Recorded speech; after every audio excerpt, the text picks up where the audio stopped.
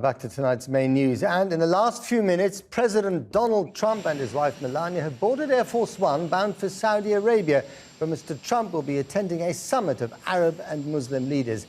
This as a US airstrike hit Iranian-backed pro-Assad militia in Syria in an attack the Syrians denounced as flagrant aggression. Well, I'm joined now from Washington by Ali Shihabi, the Executive Director of the Arabia Foundation. And here with me in the studio is Dr. Sanam Vakil, Associate Fellow of Middle East and North Africa Programme at Chatham House. Welcome to you both. Let's start with you, Dr. Shihabi.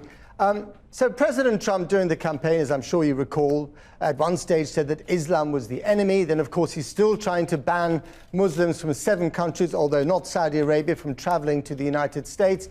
And now he's going to Saudi, to the most sacred ground of Islam, to give a speech about Islam and the Muslim faith. What could possibly go wrong?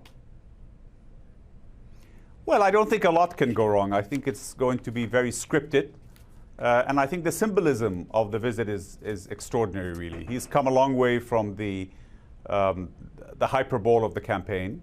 And I think the responsibility of office and the quality of advisors around him, the Secretary of Defense, Treasury, his National Security Advisor, have redirected, if you want, his thinking. And the fact that he's chosen Saudi Arabia as his first trip, well, obviously. I mean, why would he be coming to Saudi Arabia otherwise? So it's a huge step for an American president who usually goes to Canada or to Mexico or somewhere else to decide to come to the center of the Muslim world and not only meet with the King of Saudi Arabia, but then proceed to meet with a number of leaders who are part of the Saudi-led coalition against terrorism and give a speech on Islam. So I think the symbolism is extremely important, and he has to be given credit for that.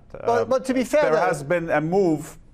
Yeah, I mean, to be fair, Barack Obama, I think, went to Cairo, didn't he, when he first took over in the White House and gave a speech about relations with the Islamic world. And then, of course, there is the American-Saudi arms deal, which his son-in-law, Jared Kushner, has managed to concoct or help facilitate, worth, I think, $100 billion US. So there are some, and a few Trump hotels, I gather, as well. So there are some very good reasons for him to go to Saudi Arabia. Matt, I mean, there are no Trump hotels in Saudi Arabia, and there are no Trump projects in Saudi Arabia.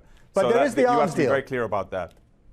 Well, there have been arms deals. Saudi Arabia, during the Obama administration, bought over $110 billion worth of arms. So Saudi Arabia has been buying arms from America for 50 years.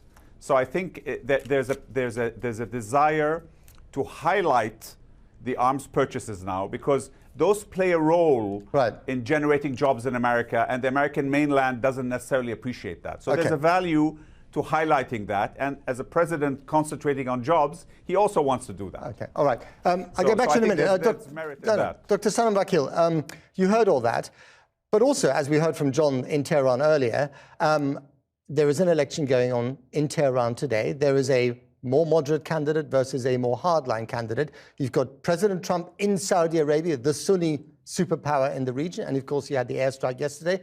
Is this going to affect the Iranian elections, do you think?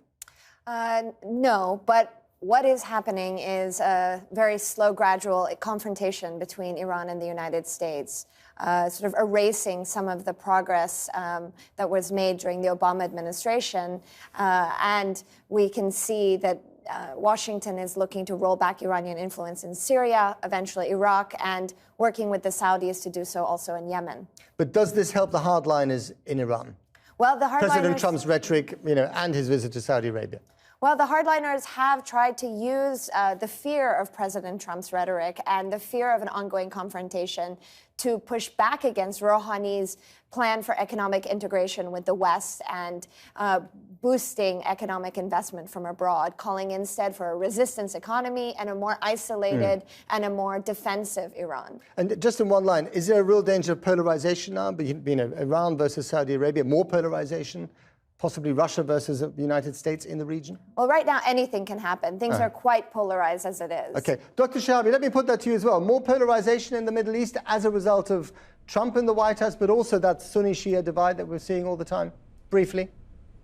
Well, I mean, you could make an argument that the polarization increased under the Obama administration because in a way, the space that the Obama administration gave the Iranian regime allowed them to be more aggressive and hence be more threatening. I think if American supremacy and deterrent power is reintroduced in a strong way, and psychology plays a big role here, by the way.